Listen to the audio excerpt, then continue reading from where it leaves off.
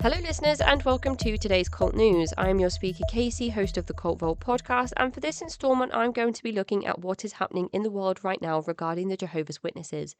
According to a recent ABC News article, a Pennsylvania grand jury in recent months accused 9 men with connections to the Jehovah's Witnesses of child sexual abuse in what some consider the nation's most comprehensive investigation yet into abuse within the faith.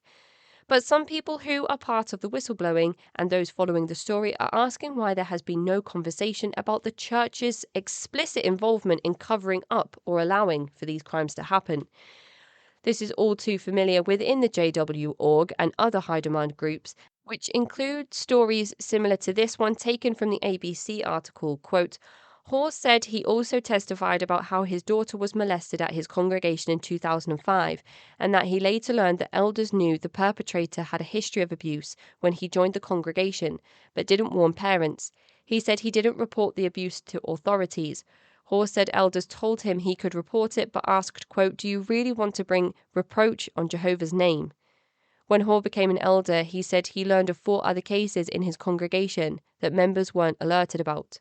Alongside this, news came out of the UK earlier this week, with US news stating that Britain's Supreme Court ruled on Wednesday that the Jehovah's Witnesses religious organisation was not liable for a 1990 rape committed by a church elder in Wales, in a judgment that reverses 2 previous decisions by lower courts.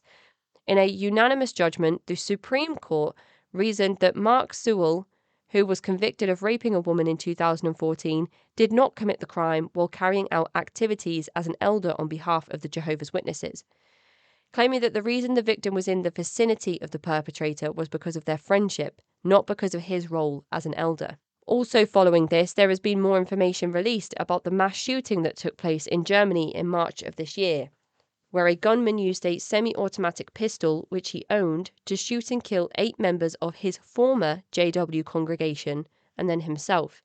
Philip F., a 35-year-old German citizen who used to be a Jehovah's Witness, is now believed to have shown concerning behaviour at a gun shooting facility and around the purchase of the weapon, where F convinced staff that he was trained to use the firearm and had taken and passed a course.